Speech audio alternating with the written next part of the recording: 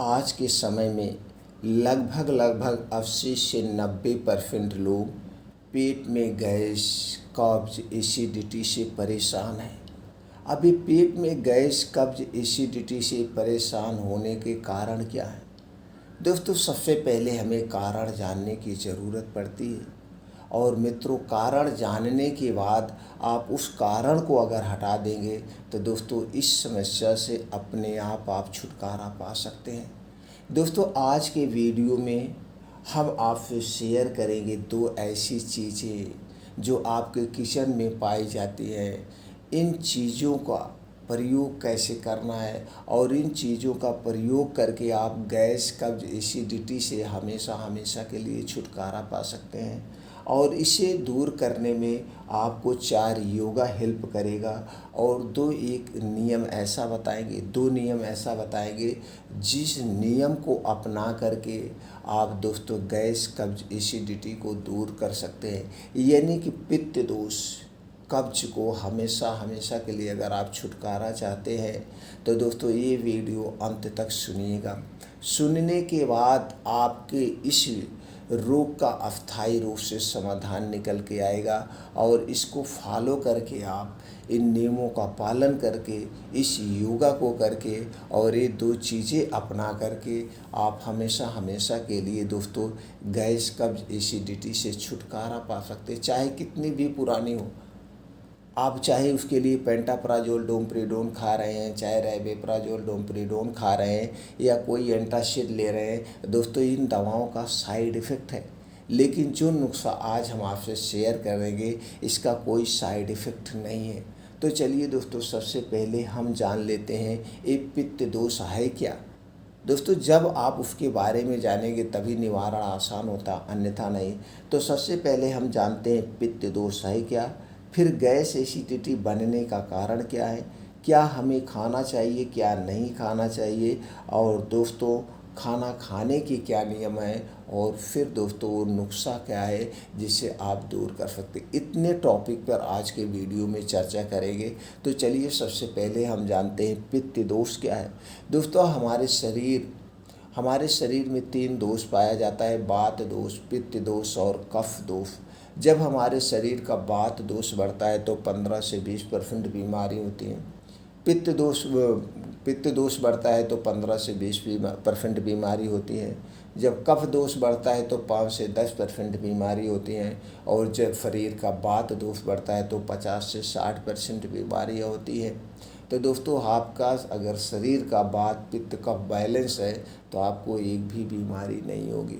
अब जब यहाँ पे जानने की ज़रूरत है दोस्तों, ये पित्त दोष आखिर होता क्या है। दोस्तों, पित्त दोष एक प्रकार का एसिड है, एक प्रकार का एंजाइम है जो आपके जठर, जिसे आप जठराग्नि भी कह सकते हैं, अगर ये हमारे शरीर में पित्त ना बने तो हमारा खाना पचेगा नहीं। आप जैसे खा रहे हैं वैसे लैट्रिन के रास्ते से निकल जाएगा। ये नहीं कि हम 1 मिनट भी जिंदा नहीं रह सकते हैं। इसलिए 3 दोष का पाया जाना बहुत ज़रूरी है। बस आपको ध्यान देना है कि पित्त दोष बढ़ने ना पावे। अगर आपके शरीर में पित्त दोष बढ़ गया तो आपको गैस, कब्ज, एसिडिटी, आँखों में जलन, जोड़ों में दर्द, तरह तरह की बीमारियां होने लगती हैं। तो दोस्तों इसे बढ़ने मत दीजिए। तो इसको बढ़ाने वाली कौन सी चीज़ें, चलिए उस पर प्रकाश डालते हैं। तो दोस्तों, जो बाहर की जितनी भी चीज़ें हैं, पिज्ज़ा, बर्गर, टोस्ट, मोमोज, समोसे, पकौड़ी, बिस्किट, ब्रेड, टोस्ट, ये जितने भी डिब्बाबंद, पैकेट बंद सामान हैं, ये सारी चीज़ें हमारे शरीर के पित्त दोष को बढ़ाते हैं। क्यों बढ़ाते हैं? क्योंकि दोस्तों ये सारी चीज़ें जिन चीज़ों से बनाई जाती है वो भी नुकसान करती है। दोस्तों, ये सारी चीज़ें किससे बनती है? चीनी से, मैदे से, रिफाइंड, डालडा, पामोलिन में छाना जाता है। उसके बाद इसको एक प्रोसीजर से गुजरना पड़ता है। फिर स्वाद को बढ़ाने के लिए बेस डाला जाता है, कलरफुल बनाने के लिए आर्टिफिशियल कलर डाला जाता है, और दोस्तों 3 महीने, 6 महीने, 1 साल तक सुरक्षित रखने के लिए इसमें एक प्रकार का केमिकल डाला जाता है जिसे आप दोस्तों जहर कह सकते हैं। तो ये सारे बेस्ट ही चीज़ें आप खा रहे हैं। तो ये सारी चीज़ें जब आपके पेट में जाती है तो दोस्तों आंतों में एक मोटी लेयर बन जाती है, और वही मोटी लेयर बनते बनते ज़्यादा जब मोटी होती है तो आपके पेट में गैस, कब्ज, एसिडिटी होती है। और यही गैस, कब्ज, एसिडिटी बढ़ते बढ़ते कभी दोस्तों रक्त की एसिडिटी हो जाती है, और जब रक्त की एसिडिटी होती है तो आपको heart attack, brain stroke, brain haemorrhage जैसे खतरे बढ़ा देती है। ब्लड प्रेशर बढ़ने लगता है, ब्लड शुगर होने लगता है। और एसिडिटी जब बहुत ज़्यादा बनती है तो पेप्टिक अल्सर, गैस्ट्रिक अल्सर होता है, और ये अल्सर आगे चल के दोस्तों कैंसर का रूप ले लेता है। यानी कि आपका पेट ही है जो अगर निरोगी है तो कोई बीमारी नहीं होगा, अगर ये खुद बीमार है तो दोस्तों आपको तरह तरह की बीमारियां होंगी। इसलिए हमें ये बाहर की कोई भी चीज़ नहीं खाना चाहिए।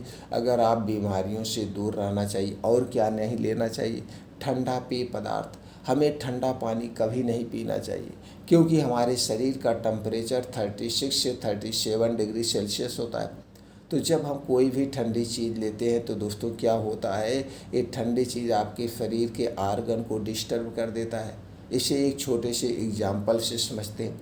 मान लीजिए आपके घर पे रोटी बन रही है, उस समय तावा गर्म है। अब उसी तावे पे आप ठंडा पानी गिराइए तो वहाँ पे छन सी आवाज़ आएगी, और जब ये तावा ठंडा हो जाएगा आप उस पर अंगुली रगड़ेंगे तो उसमें का कुछ पदार्थ आपके हाथों की अंगुलियों में लग जाएगा। उसी तरह से है आपका पेट, अंदर से ठंडा गर्म है, 36 डिग्री टेम्परेचर पर है। जब आप ठंडा पानी पीते तो वहाँ पे कोई ना कोई आर्गन डिस्टर्ब होता है, और वहाँ से भी छन की आवाज़ आती है, लेकिन उसे हम आप नहीं सुन पा रहे हैं। यही कारण है कि हम आप बीमारी की तरफ घिरते जा रहे हैं। तो दोस्तों हमें रूम टेम्परेचर का पानी पीना चाहिए। फ्रिज में रखा हुआ खाना, फ्रिज में रखी हुई कोई भी चीज़ हमें नहीं यूज करना चाहिए। रूम टेम्परेचर का खाना खाएं, रूम टेम्परेचर का पानी पिएं। कोल्ड ड्रिंक्स, अल्कोहल, धूम्रपान से हमें दूरी बना के रखना पड़ेगा। अगर इतना चीज़ें आप कर रहे हैं तो कभी बीमार नहीं होंगे। अब बीमारी का दूसरा सबसे बड़ा कारण क्या है, आज की लाइफ स्टाइल। दोस्तों आज की लाइफ स्टाइल क्या है, आप देर रात को खाना खाते हैं, ये एक फैशन बन चुका है। 80 से 85%, 90% घरों में 10 से 11 बजे खाना खाया जाता है। कुछ घरों में तो दोस्तों 11 से 12 बजे, 1 बजे तक खाना खाया जाता है। तो ये खाना हम नहीं खा रहे हैं, ये हम बीमारी को खा रहे हैं, और जब हम बीमारी को खा रहे हैं तो हमारा शरीर बीमार होगा, क्योंकि सूर्य डूबने के बाद हमारा पाचन तंत्र स्लो हो जाता है। जो खाना दिन में 3 से 4 घंटे में पचता है, वही खाना रात में दोस्तों 7 से 8 घंटे में पचना है। रात का मतलब है कि दोस्तों हमें शारीरिक रूप से, मानसिक रूप से सोना चाहिए, शारीर, तन, मन, धन से सोना चाहिए। अगर ऐसा आपको करना है तो क्या करना पड़ेगा, अगर आपने इस नियम को अपना लिया तो दोस्तों आप हमेशा स्वस्थ और निरोग बने रहेंगे। कौन सा नियम है, जैसे हमने कहा था 2 नियम की बात करेंगे, तो चलिए दोस्तों पहले हम सबसे 2 नियम ही जान लेते हैं। तो 2 नियम क्या है, आपको सूर्य डूबने के 40 मिनट पहले खाना खाने की आदत डालना होगा। अगर आप सूर्य डूबने के 40 मिनट खाना खाते हैं तो दोस्तों आपके शरीर से 50% बीमारी गायब हो जाएगी। आपका शरीर अपने आप अपनी बीमारी को ठीक कर लेगा। कैसे, चलिए वो भी आपको बता देते हैं। दोस्तों जब सूर्य डूबने के बाद पहले आप खाना खाते हैं तो उस समय सूर्य की किरण उग्र होती है, जब डूबने को होता है, और इस सूर्य की किरण जब उग्र होती है तो हमारा पाचन तंत्र एक बार शाम के समय बहुत तेज उत्तेजित होता है। तो खाना जो आप खाएंगे वो खाना जल्दी से पच जाएगा, और शाम का खाना जो होगा एकदम हल्का सुपाच्य होगा। शाम के खाने में तली भुनी चीज़ें नहीं होनी चाहिए, गरिष्ठ मसालेदार भोजन नहीं होना चाहिए। रात के खाने में फल और जूस नहीं होने चाहिए। रात के खाने में डेयरी प्रोडक्ट नहीं होना चाहिए। रात के खाने में साग नहीं होना चाहिए, यानी हैवी चीज़ें नहीं लेना है, नॉर्मल सुपाच्य खाना खाना है। तो जब ये हल्का खाना आप खाएंगे तो 3 से 4 घंटे में पच जाएगा। चलिए आज के समय यानी गर्मी के समय में सूर्य 7 बजे डूबता है, आपने 6 बजे खाना खाया, तो जो खाना आप 6 बजे खा रहे हैं यह खाना 10 बजे तक आपका आराम से पच जाएगा। अब 10 बजे जब आप सोने जाएंगे तो यहाँ से शारीरिक, मानसिक सभी प्रकार से आप सोएंगे, क्योंकि आपके शरीर सारे आर्गन आराम की मुद्रा में जाएंगे। अब 6 बजे आपने खाना खाया, अगले दिन सुबह 10 से 11 बजे आप खाना खाएंगे, तो यहाँ पे 16 घंटे की आपके शरीर को फास्टिंग हो गई। और जब हमारा शरीर फास्टिंग में होता है दोस्तों, उपवास पे होता है, तो हमारे शरीर का टेम्परेचर 2 से 3 डिग्री सेल्सियस कम हो जाता है। और जब शरीर का टेम्परेचर कम होता है तो शरीर अपनी बीमारी खुद ठीक कर लेता है, अपने सारे वायरस को खुद खा जाता है, यानी बीमार नहीं होगा, निरोग होगा। और दोस्तों जब आप रात 10 बजे सोने जाएंगे तो आपके शरीर के सारे आर्गन रेस्ट करेंगे, जैसे लीवर, किडनी, पेट, आंतें, फेफड़े, दिमाग, सब पूर्ण रूप से आप सोने जा रहे हैं। और यही खाना जब आप रात में खाते हैं 10-11 बजे, तो 10-11 बजे खाने को पचाने में आपके शरीर के सारे आर्गन 7 से 8 घंटे काम करते हैं, यानी तब तक सुबह हो जाती है। फिर सुबह होते ही फिर आप खाना पीना शुरू कर देते हैं। तो इस समय आपका शरीर रात दिन मेहनत करेगा। जब आपका शरीर रात दिन मेहनत करेगा तो दोस्तों आपका जो उम्र है 60 से 70 साल, 80 साल, वो उम्र आधी हो जाती है। और इसीलिए दोस्तों लोग 30 से 40 साल की उम्र में बीमार होना शुरू करते हैं और 50 से 60 साल की उम्र जाते जाते वो क्रॉस नहीं कर पाते हैं। लंबी उम्र जीना है तो खाना खाने की इस आदत को अपनाना होगा। अब दोस्तों चलिए जानते हैं, ये पहली आदत हो गई।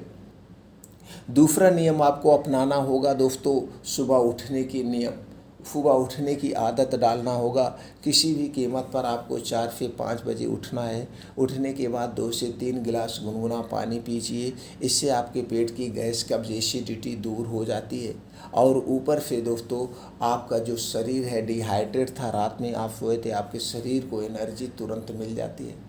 अब डेली दिनचर्या से निवृत्त होकर अब आपको घर छोड़ देना है, तो सबसे पहला काम क्या करना है दोस्तों, आपको सबसे पहला काम करना है 5 से 6 किलोमीटर का मॉर्निंग वॉक। और मॉर्निंग वॉक कहाँ पे करना, जहाँ पे मिट्टी हो, हरी घास हो, उस पर नंगे पाँव करना है। और जो मॉर्निंग वॉक की गति होगी वो है दोस्तों 1 मिनट में 60 से 70 कदम पड़ने चाहिए। 1 मिनट में घड़ी देखिए, 1 मिनट में 60 से 70 कदम पड़ने चाहिए। और 2 कदमों के बीच की जो दूरी होगी, यानी जो कदम आप बढ़ा के रखेंगे उसके बीच की दूरी 1 मीटर होना चाहिए। तो जब आप इस प्रकार से चलेंगे तो आपकी चाल जानते हैं कैसे होगा, जैसे दोस्तों मिलिट्री के जवान 26 जनवरी की परेड निकालते हैं, उसी तरह से आपके हाथ पैर चलेंगे। इसे कहते हैं शुद्ध मॉर्निंग वॉक। अगर इस तरह से आप मॉर्निंग वॉक करते हैं तो दोस्तों जो आपके शरीर का धड़कन है, दिल की धड़कन है, ये दोस्तों नॉर्मल से 10 गुना ज़्यादा तेज़ पंप करेगी। और उतने तेज़ आपके शरीर में खून का दौड़ा होगा, आपके नसों में कहीं कोई रुकावट हो दूर हो जाएगी। और आपके शरीर में पसीने होंगे, पसीने के माध्यम से शरीर के सारे विषैले पदार्थ बाहर हो जाएंगे। इस तरह से आपको मॉर्निंग वॉक करना है। इसके बहुत सारे बेनिफिट्स हैं। अगर हम बेनिफिट्स की बात करें तो दोस्तों वीडियो बहुत लंबी हो जाएगी। जान लीजिए इसके फ़ायदे ही फ़ायदे हैं, नुकसान कुछ नहीं है। और ये मॉर्निंग वॉक सभी लोग कर सकते हैं। मॉर्निंग वॉक कंप्लीट हो जाए तो दोस्तों वहीं बैठ के आपको 2 योगा ज़रूर करना है। और इस 2 योगा को कभी मिस मत करना। अगर आप ये 2 योगा कर रहे हैं तो शरीर की 50% बीमारी से ऐसे आप बचे रहेंगे। पहला योगा है अनुलोम विलोम। अनुलोम विलोम आपको आधे घंटे रोज़ करना है। अनुलोम विलोम कैसे किया जाता है, यूट्यूब पे बहुत सारी वीडियो मिल जाएगी। आप किसी को भी अपना गुरु मान के आप उसी तरह से आप फॉलो कर सकते हैं। दूसरा है दोस्तों कपालभाति। कपालभाति 15 से 20 मिनट, अनुलोम विलोम आधा घंटे रोज़ करना है। दोनों को आपको 45 मिनट का समय देना है। इस 2 योगा को कभी मिस मत करना, कुछ भी हो जाए। और ये सारी योगा आपको कहाँ करना है, ये सारी योगा आपको घर के बाहर, फील्ड में, पार्क में करना है। अब दोस्तों जब सारी योगा आप बाहर करेंगे उस समय सूर्य भगवान का दर्शन हो चुका होगा, सूर्य की किरणें निकल चुकी होंगी। और सूर्य की किरणों में विटामिन डी, कैल्शियम प्रचुर मात्रा में पाया जाता है। ये हमारे शरीर को मजबूत और स्ट्रांग बनाते हैं, आपकी इम्यूनिटी स्ट्रांग होती है। आपको कभी भी कैल्शियम और विटामिन डी का सप्लीमेंट्री नहीं लेना पड़ेगा। आपके शरीर में कभी भी विटामिन डी की कमी कमी नहीं होगी अगर आप उगते हुए सूरज के सामने रोज़ 30 मिनट से 40 मिनट का समय व्यतीत करते हैं। तो दोस्तों ये सारी योगा वहीं करना है और लास्ट में दोस्तों 15 से 20 मिनट का मेडिटेशन करना है। जब आप मेडिटेशन करते हैं तो आप अपने सबकॉन्शियस माइंड को एक्टिव करते हैं और हमारे शरीर का सबसे शक्तिशाली अंग है तो वह है आपका मन। और कौन सा मन है? वो है सबकॉन्शियस माइंड। ये आपका सबकॉन्शियस माइंड आपको चाहे तो बीमार कर सकता है, आपको चाहे तो निरोगी बना के रख सकता है। इसे आप एक्टिव करिए, लेकिन इतना ध्यान देना है एक्टिव करने के लिए इसे पॉजिटिविटी चाहिए, नेगेटिविटी नहीं चाहिए। आपको हमेशा पॉजिटिव सोचना होगा, चाहे वो अपने बारे में हो चाहे दूसरे के बारे में हो, क्योंकि ये दोस्तों आधा पागल होता है, इसे कुछ नहीं पता होता है। जो चीज़ें आप इसे बताते हो वही ये मानता है। अगर आप आम के पेड़ को कहेंगे इमली का पेड़ है तो ये रटता रहेगा, इमली का पेड़ है, इमली का पेड़ है। आप जब तक उस टून को नहीं बदलेंगे, जब तक नहीं कहेंगे नहीं भाई साहब ये आम का ही पेड़ है, तो फिर ये कहना शुरू कर देगा आम का पेड़ है। इसलिए दोस्तों अगर आप 60 साल के हैं तो आप ये सोचिए मैं अभी 20 साल का हूँ और 20 साल वाली या 40 साल वाली एनर्जी हमारे अंदर है। जो 40 साल का आदमी कर सकता वो मैं कर सकता हूँ। आप अपने आप को कभी फीलिंग मत करना कि मैं 60 साल का हूँ, इस सबसे बड़ा फैक्टर है। अगर आपको हमेशा जवान बने रहना है तो आप जिस उम्र में हो उस उम्र से 30 साल पहले के सोच के रखिए कि जब मैं इस उम्र में था तो मेरे अंदर कितना जोश था, मेरे अंदर कितनी शक्तियाँ थी, मैं कितने अच्छे अच्छे काम करता था। वो चीज़ें आपको सोचना है और अपने सबकॉन्शियस माइंड को पॉजिटिव रखना है।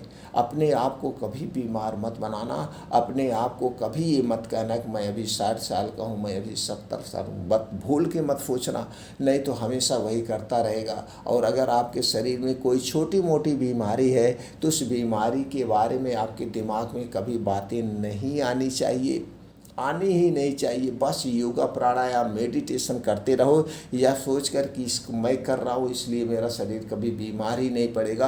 अपने अंदर आपके शरीर में कोई भी बीमारी उत्पन्न होगी, आपका शरीर अपने आप उसे ठीक करता रहेगा। बस इन नियमों का आप पालन करते हुए सारे रूटीन में डेली कर लीजिए। अगर आप इतना कर रहे हैं तो दोस्तों आप अपने शरीर को हमेशा के लिए निरोगी बना रहे हैं। डेली रूटीन में शामिल कर लीजिए। इतना अगर आप रोज़ कर तो अगर आपको ब्लड प्रेशर बढ़ा हुआ है, ब्लड शुगर बढ़ा हुआ है, थायराइड की बीमारी है, हार्ट की कोई बीमारी है, यदि शरीर में गैस कब्ज एसिडिटी कोई भी बीमारी, वो बीमारी धीरे धीरे करके आपका शरीर अपने आप ठीक करता रहेगा। ये सारी बीमारियां आपको जो लपेट में अपने खींची एक दिन में तो हुई नहीं है। शुगर एक दिन में तो होता नहीं है, ब्लड प्रेशर एक दिन में होता नहीं, हार्ट अटैक एक दिन में होता नहीं है। ये दोस्तों 10-20 साल लग जाते हैं। आपकी गलत आदत की वजह से धीरे धीरे बीमारियां शरीर में पनपना शुरू हो जाती हैं और जा कर के एक दिन आपको जब बीमार बना देती हैं, जब गिरा देते तो आपको लगता हमें एकाएक हो गया। एकाएक कोई बीमारी नहीं होती है, ये दिन भर की रोज़ की आपकी गलत आदतें हैं 10-20 साल में आपको बीमार बनाती है। तो जब आपका शरीर अपने आप इसे ठीक करेगा तो धीरे धीरे समय लगेगा। लेकिन आप लोग ये सोचते हमने तो वीडियो सुना, 4 दिन आपने योगा एक्सरसाइज किया, 4 दिन आपने मॉर्निंग वॉक किया, आपका नहीं ठीक हुआ, फिर आपने धनुआ बाढ़ धर के घर पे लेटे हैं तो उससे तो और बीमार होंगे। दोस्तों ये एक दिन नहीं करना है, ये सोच के करना है मुझे इसे रोज़ करना है, चाहे ठीक हो या ना ठीक हो, आपको रोज़ करते रहना है। रोज़ करते रहिए, आपको दवा की ज़रूरत ही नहीं पड़ेगी।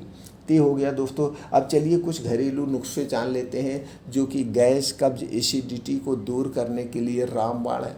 जो काम आपका पेंटाप्राजोल डोमप्रिडोन करेगा, जो काम आपका रेबेप्राजोल डोमप्रिडोन करेगा, जो काम आपका एंटासिड सिरप करेगा, वो काम आपकी घरेलू चीज़ें करेगी। 100% प्योर है, 100% सत्य है दोस्तों। सिर्फ आप करके तो देखिए, आपको पेंटाप्राजोल नहीं खाना पड़ेगा। और ये जो चीज़ें आप ले रहे हैं ये गैस कब्ज एसिडिटी को दूर करने के लिए ले रहे हैं, लेकिन इसके साथ साथ ये आपके शरीर की बहुत सारी बीमारी को भी दूर कर देगा। लेकिन पेंटाप्राजोल आप ले रहे हैं गैस एसिडिटी को दूर करने के लिए, वो गैस एसिडिटी को तो दूर करेगा लेकिन उससे ज़्यादा 100 तरह की बीमारियां आपके शरीर में उत्पन्न कर देगा। अगर आप बहुत ज़्यादा दिन तक पेंटाप्राजोल डोमप्रीडोन का सेवन करेंगे तो जो आपके पेट में एसिड बन रहा है, एसिड बनना धीरे धीरे बंद हो जाएगा, तो आपका खाना पचेगा ही नहीं, तो आपको तो और बीमारियां हो जाएंगी। ऐसे इसके बहुत सारे साइड इफ़ेक्ट हैं, लेकिन लोग ये नहीं समझते हैं। ला के घर पे एक पत्ता खरीद के रखे रहेंगे और 10-12 रुपए 15 रुपए की एक पत्ता मिलता है पेंटाप्राजोल डोमप्रीडोन DSR का। जो कि इसके इतने सारे साइड इफ़ेक्ट हैं, उससे मुफ्त की चीज़ आपके किचन में पड़ी हुई है, उसका प्रयोग आप नहीं कर रहे हैं। तो दोस्तों चलिए जानते हो कौन सी चीज़ है जो हमारे किचन में प्रयोग पड़ी हुई हम नहीं जानते हैं। तो बनाना क्या है दोस्तों, कैसे उपयोग करना है। सबसे पहले आपको लेना है दोस्तों जीरा आधा चम्मच, अजवाइन आधा चम्मच, धनिया आधा चम्मच। ये तीनों आधा आधा चम्मच लीजिए। इसे खूब अच्छी तरह से पहले धुल दीजिए। धुलने के बाद दोस्तों एक मिट्टी का बर्तन लीजिए और उसी में 1 कप पानी डाल के ये तीनों चीज़ों को उसी में भिगो देना है। ये तीनों चीज़ों को उसी में रात को भिगो देना है। और सुबह जब आप योगा प्राणायाम मेडिटेशन करके आएंगे, तो अगर दोस्तों गर्मी का समय है तो इसे ऐसे आप पी सकते हैं। ऐसे आप पी लीजिए, जो 1 कप पानी है इसे पूरा आप पी लीजिए। अगर आप इस सारी चीज़ों को खाना चाहते हैं तो कोई बात नहीं, ये सारी चीज़ें ऊपर से चबा चबा के आप खा लीजिए। नहीं खाएंगे, अगर पानी ही पी ले रहे हैं तो तब भी आपको दोस्तों गैस कब्ज एसिडिटी नहीं बनेगी। बस इतना ध्यान देना है, इन चीज़ों को खाने के 1 घंटे पहले कुछ नहीं खाना है, और ये पानी पीने के 3 घंटे बाद तक कुछ नहीं खाना पीना है। तब तक ये आपके पेट में गैस कब्ज एसिडिटी को दूर कर देगा। और दूसरा तरीका कैसे प्रयोग करना है, तो ये जो पानी रात में आप भिगोए हैं 1 कप पानी में, अगर ठंडी का समय है तो दोस्तों इसे आप हल्का सा गुनगुना कर सकते हैं। इस तरीके से आप यूज कर सकते हैं। तीसरा इसका क्या तरीका है दोस्तों, जो 1 कप पानी में आप इसे भिगोए हैं तो फिर इसे गैस पे आप चढ़ा दीजिए। ये आपका काढ़ा बन जाएगा। 10 से 15 मिनट फुलो गैस पे इसे पका दीजिए। फिर एक प्रकार की ये चाय बन गई। तब आप इसे चाय के तौर पे, काढ़े के तौर पे आप पी सकते हैं, तब भी आपको फ़ायदा करेगा। तो ये 3 तरीके से पहला नुस्खा आप आजमाना है रोज़ सुबह सुबह। आपका देखिए कुछ ही दिनों में गैस कब्ज एसिडिटी दूर हो जाएगी। अब ये नुस्खा आंतों की, लीवर की, पेट की, किडनी की, सबकी साफ़ सफाई कर देगा, सबको डिटॉक्स कर देगा। हमेशा हमेशा के लिए गैस एसिडिटी से आपको छुटकारा मिल जाएगा। फिर क्या करना है, रात में क्या लेना है दोस्तों, रात में आपको लेना है गाय का दूध 1 गिलास। गाय का दूध चाहिए, भैंस का दूध नहीं चाहिए। अगर गाय का नहीं मिल रहा तो मजबूरी में आप भैंस का दूध ले लीजिए, लेकिन पैकेट का दूध हमें नहीं चाहिए। पैकेट का दूध हमारे स्वास्थ्य के लिए हानिकारक है। तो दोस्तों पैकेट का दूध नहीं लेना है। गाय का दूध 1 गिलास, इसे गैस पे चढ़ा दीजिए। अब आपको इसी में डाल देना है दोस्तों, आप चाहें तो, नहीं तो मत डालिए। आप चाहें तो थोड़ी सी हल्दी डालिए, नहीं तो मत डालिए। दूध को गर्म करिए। दूध जब गुनगुना हो तो दूध को गैस से उतार लीजिए। ये दूध जब पीने लायक गुनगुना रहे तो इसमें आपको मिलाना है त्रिफला चूर्ण 1 चम्मच, अश्वगंधा आधा चम्मच। त्रिफला चूर्ण 1 चम्मच, अश्वगंधा का पाउडर आधा चम्मच, दोनों मिला करके अब इसी 1 गिलास दूध को आपको रात में पीना है, खाना खाने के 1 घंटे के बाद और सोने से 2 घंटे पहले। खाना खाने के 1 घंटे बाद पीजिए। दूध पीने के बाद कुछ नहीं पीना है, और दूध पीने के 2 घंटे के बाद सोना है। दोस्तों इसे जब आप पीते हैं तो इससे आपकी इम्यूनिटी स्ट्रांग होती है, क्योंकि ये जो अश्वगंधा है ये दोस्तों हमारे शरीर को मजबूत बनाने का सबसे बेस्ट है, इम्यूनिटी बढ़ाने का सबसे बेस्ट औषधि है, और दोस्तों हमारे शरीर की सभी प्रकार से सुरक्षा करता है। इसका कोई साइड इफ़ेक्ट नहीं है। बस दोस्तों गर्भावस्था के समय या स्तनपान कराने वाले माताएं बहनें इसका प्रयोग नहीं कर सकती हैं, इस समय नहीं लेना है। और जिसको बहुत ज़्यादा गैस कब्ज एसिडिटी बन रहा है वो अश्वगंधा उसमें से निकाल देंगे, वो चाहे तो त्रिफले का ही सेवन कर सकते हैं, बाकी सब लोग। तो दोस्तों जब ये दूध आप रात में पीते हैं, सुबह जब आप सो के उठेंगे तो आपके पेट में जो गैस कब्ज एसिडिटी बन रही है वो गैस कब्ज एसिडिटी दूर हो जाएगी। आपका पेट खुल के साफ़ होगा, आपका पेट खुल के साफ़ होगा। दोस्तों इसका सेवन कितना दिन कर सकते हैं, वैसे तो दोस्तों आपको 21 दिन कम से कम। अगर बहुत ज़्यादा आपको गैस कब्ज एसिडिटी बन रही है तो इसे 3 महीने प्रयोग करिए। 3 महीने में आपकी गैस कब्ज एसिडिटी हमेशा के लिए ठीक हो जाएगी और आपका शरीर अंदर से स्ट्रांग और मजबूत हो जाएगा। स्ट्रांग, लेकिन इन सारे नियमों का आपको पालन करना होगा। बाहर की चीज़ें सबको छोड़ना पड़ेगा। आप देखिए दोस्तों किस तरह से आपके शरीर में बदलाव आता है। फिर मिलते हैं मित्रों अगले वीडियो में ऐसी और महत्वपूर्ण जानकारी के साथ।